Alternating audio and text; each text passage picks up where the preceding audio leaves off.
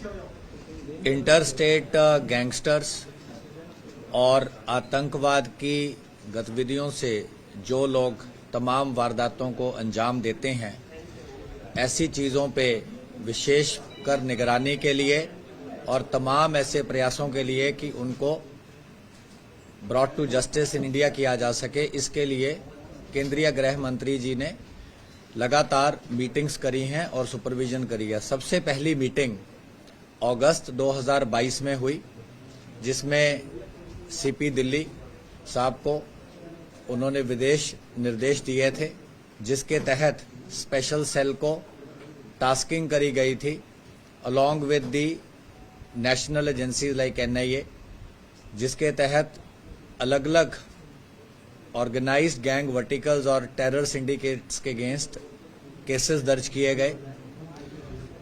उन्हीं के चलते दीपक बॉक्सर को कुछ महीने पहले, जैसे कि आपको पता है, मेक्सिको से लाया गया था along with the coordinated effort of FBI. In last तकरीबन 10 महीने में, जब से केंद्रीय गृह मंत्री जी ने पहली बार मीटिंग करके रिव्यू किया, टास्किंग करी, उसके बाद उन्होंने और भी फॉलोअप मीटिंग्स करी सीपी दिल्ली साहब के साथ, जिसके चलते स्पेशल सेल को और हमारी रिलेटेड एजेंसीज को बहुत सारी डायरेक्शंस और हेल्प प्रोवाइड करी गई, जिसके चलते आज सुबह अर्ली मॉर्निंग सेकंड सक्सेस जो है वो स्पेशल सेल को मिली है, जिसके तहत सचिन थापन इलियस सचिन बिश्नोई को बाकू अजरबैजान से एक्स्ट्राडाइट करके लाया गया है। जैसा कि आप जानते हैं कि 29 मई 2022 को सिद्धू मूसेवाला की हत्या के बाद 2 दिन लेटर ऑन सचिन थापन ने, इलियस बिश्नोई ने, चैनल को कॉल करके बोला था, रिस्पॉन्सिबिलिटी ली थी और ओन अप किया था और एक तरीके से डेयर किया था। तो तब से लगातार पिछले 1.25 साल से स्पेशल सेल का एक बहुत ही ऑर्गेनाइज्ड एफर्ट चल रहा था, जिसके तहत इनिशियली 4 शूटर्स जो उसमें शामिल थे, उनको अलग अलग टाइम पे मॉड्यूल्स को गुजरात से और डिफरेंट पार्ट ऑफ कंट्री से, यूपी से, राजस्थान से अरेस्ट किया गया, उनके साथियों को अरेस्ट किया गया। इसी के चलते जो इनका मास्टर प्लानर था और जिसने ये सारी वारदात को अंजाम करवाया था, लॉरेंस बिश्नोई को भी प्रोडक्शन वारंट पे लाया गया था, जिसने हमारे रिमांड के दौरान तमाम चीज़ों को बताया था। इसी के चलते आज इन्हीं के सिंडिकेट के इस मेन साथी को हमारी टीम जो है लगातार जो इस पे एफर्ट कर रही थी, अजरबैजान अथॉरिटीज़ के साथ, मिनिस्ट्री ऑफ होम अफेयर्स के साथ, मिनिस्ट्री ऑफ एक्सटर्नल अफेयर के तमाम सपोर्ट के साथ, सीबीआई इंटरपोल की मदद से और तमाम हमारी जो रिलेटेड इंटेलिजेंस एजेंसीज हैं उनकी हेल्प से आज ये एक सक्सेसफुल एक्स्ट्राडिशन हो पाई है अजरबैजान से। इससे ये लास्ट दोनों जो एक्स्ट्राडिशंस और डिपोर्टेशंस हैं, इनसे ये एक क्लियर मैसेज है जो कि केंद्रीय गृह मंत्री साहब की सुपरविजन और उनकी तमाम डायरेक्शंस के कारण है कि भारत में अपराध करके कहीं भी छुप जाना अब उतना आसान नहीं है। डिफरेंट एजेंसीज की डिफरेंट टास्किंग है और जिसके चलते ये जो एफर्ट है और भी आगे कंटिन्यू रहेगा। इस तरीके से सचिन थापन की आज अरेस्ट डाली गई है और सचिन थापन को जेल में कोर्ट में पेश किया जाएगा। उसके बाद इसका पुलिस कस्टडी रिमांड सीख किया जाएगा और फिर जैसे ही हमें लगेगा कि कोई चीज़ हमने पब्लिक डोमेन में आपसे शेयर करनी है तो हम आपसे शेयर करेंगे। सर, ये कितना टाइम लगा आपको पूरा ट्रैक करने में, कितनी टीम लगी और कितना तरीके से आपने पूरा मॉनिटर किया? देखिए, 29 मई को सिद्धू का मर्डर हुआ था मूसेवाला का और 31 मई को हम लॉरेंस बिश्नोई को प्रोडक्शन वारंट पे ले आए थे। 30 को हमने इनफैक्ट 29 शाम को ही जब ये वीडियो वायरल हुए उसी टाइम हमारी मल्टीपल टीम्स स्पेशल सेल की उन्होंने काम करना शुरू कर दिया था। इसमें हमारी तमाम रेंजेस की team, new Delhi range, northern range, southern range, south west, counter intelligence, even हमारा साइबर यूनिट, इनमें उन्होंने अहम भूमिका निभाई। हर एक ने अपनी अपनी टास्किंग के हिसाब से काम किया और इस टाइम हम 1 अगस्त पे हैं, तो आप समझ लीजिए कि पूरा साल और जून ऑफ लास्ट ईयर, तो ऑलमोस्ट 13 महीने का कॉन्टिन्यूस एफर्ट है, जिसके कारण से आज ये एक्स्ट्राडिशन हो पाई है। सर, इसका बैकग्राउंड क्या है? कितने केस इस पर दर्ज है पहले के, और ये लॉरेंस से किस तरह जुड़ा हुआ है?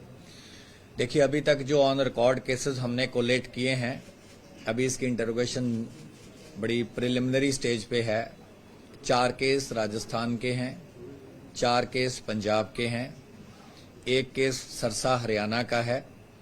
स्पेशल सेल के 2 केस हमारे न्यू दिल्ली रेंज के हैं, जिसमें एक अटेम्प्ट टू मर्डर का है। इन्होंने एक आरपी गुप्ता करके कोई प्रॉपर्टी डीलर है मोहन गार्डन का, उस पर गोली चलवाई थी इनके सिंडिकेट ने। और एक केस इन पे मकोका का है, जिसमें एक्सप्लोसिव एक्ट भी लगा है, क्योंकि जब प्रियव्रत फौजी और इनके साथी अरेस्ट किए गए थे तो उनसे अंडर बैरल ग्रेनेड लॉन्चर्स और हैंड ग्रेनेड्स मिले थे। इसके अलावा 3 केसेस हमारे काउंटर इंटेलिजेंस सेल के हैं, क्योंकि आपको भी ध्यान होगा कि हमारी डिफरेंट टीम्स ने, खासतौर पे काउंटर इंटेलिजेंस की टीम ने, दोनों वर्टिकल्स जो हैं, लकी पटियाल, कौशल चौधरी वाला और लॉरेंस बिश्नोई काला जथेड़ी वाला, उन पे सीरीज ऑफ उनके आपस में क्राइम रहे हैं, एक दूसरे सिंडिकेट्स के अगेंस्ट रहे हैं, या इनके कोई ऐसे लोग जिनको इन्होंने एक्सटॉर्ट किया या इन्होंने अपना विक्टिम बनाया। तो वो एक काफी देर से लगातार ये कार्रवाई चल रही है। तो दोनों वर्टिकल्स पे ही सीआई की टीम ने और तमाम रेंजेस की टीम ने लगातार बहुत अच्छा एक्सटेंसिव काम किया है। सर, इसका क्या रोल था कि ये चैनल में फोन किया था और फोन किया था, तो क्या इस बाबत गिरफ्तारी हुई या अभी कुछ पता लगा है कि वाकई मूसेवाला किलिंग में इसका इस हद तक रोल है? क्योंकि ये फेक वीजा या पासपोर्ट पर ये भागा भी था, तो अभी तक की प्रिलिमिनरी इन्वेस्टिगेशन में क्या आया? सर, इसी में ऐड करो, इस रोल क्या था एग्जैक्ट उसकी किलिंग में? वेपन्स प्रोवाइड किए थे, प्लान में था, या सर इसका रिलेशन क्या है लॉरेंस बिश्नोई से? इनके फैमिली मेंबर्स कह रहे हैं हमारा कोई रिलेशन नहीं है, बट ये भांजा बताते हैं कहीं इसके जो मेंबर्स। लॉरेंस की जो मदर है और सचिन थापन की जो मदर है, लॉरेंस की जो माँ है वो इसकी मदर की बुआ लगती है। तो लॉरेंस जैसे गांव में होते हैं, सगे होते हैं, तो इस तरीके से ये उसको मामा बुलाता है। और इसका नाना और लॉरेंस बिश्नोई का नाना भी आपस में बहुत करीबी रहे हैं, आपस में इनका परिवार का रिश्ता रहा है। अभी तक जो फैक्ट एस्टैब्लिश हुआ है, जिस बोलेरो में सिद्धू को चेज किया गया वो इसने ऑर्गेनाइज करवाई। वेपन्स का डिस्पोजल जो था, वेपन जैसा कि हम जानते हैं 2 पार्ट में बंटे। एक पार्ट रह गया जो मनप्रीत मानू था और दूसरा जगरूप रूपा था। एक पार्ट ऑफ वेपन उनके पास रह गए। दूसरे वेपन जो 4 शूटर थे, प्रियव्रत फौजी था, दीपक मुंडी था, अंकित सिरसा था, कशिश कुलदीप था, तो इन चारों के पास जो वेपन रह गए वो रोहित गोदारा ने हैंडल किए। तो उन वेपन्स की जो हैंडलिंग थी रोहित गोदारा वाली, वो भी सचिन थापन ने सुपरवाइज करी। इसके अलावा ये बहुत ही ऑर्गेनाइज्ड, जैसा कि आपने देखा, क्राइम था, जिसमें कि कनाडा से बैठा गोल्डी ब्राड सिग्नल ऐप के जरिए शूटर के दोनों मॉड्यूल से लगातार कोऑर्डिनेट कर रहा था। गांव का आदमी रेकी करके फोटो खींच के कनाडा कॉल कर रहा था सिग्नल पे, और मॉड्यूल अलग अलग थे, शूटर अलग थे, गाड़ियां अलग थी, वेपन अलग जगह से आए। क्रॉस बॉर्डर एलिमेंट था, क्रॉस बॉर्डर पाकिस्तान से, जैसा हमने पहले भी शेयर किया है कि वेपन्स जो थे, बड़े वेपन खास तौर पे, इसमें अंडर बैरल ग्रेनेड लॉन्चर था जो, और AK-47 थी, वो आए। तो आपने काफ़ी ये सारी चीज़ें पब्लिक डोमेन में ऑलरेडी हैं। तो ये जितना ऑर्गेनाइज्ड एफर्ट था उस हिसाब से ये एक आदमी का काम नहीं था। सचिन थापन क्योंकि लॉरेंस का बहुत करीबी है, उसका रिश्तेदार भी है, उसके गांव का भी है, तो ये बाहर बैठा था। विक्रम बराड़ दुबई में था, ये उस दिन तो दुबई में था, 2 दिन बाद ये बाकू अजरबैजान चला गया था। गोल्डी कनाडा में था और इनके 1-2 और साथी भी थे जो डिफरेंट कंट्री से अलग अलग कोऑर्डिनेशन कर रहे थे। तो ये सारी बातें पहले भी हम बता चुके हैं। तो उस तरीके से इसका काफी टच पॉइंट्स पे इसका अहम रोल था। सचिन बिश्नोई जिस फर्जी पासपोर्ट के सहारे विदेश गया था, संगम बिहार के एड्रेस पर बना था, उसमें आपको कुछ जानकारी जुटाए हो, उस पर कुछ कार्रवाई हुई? उस पे हमने करी थी।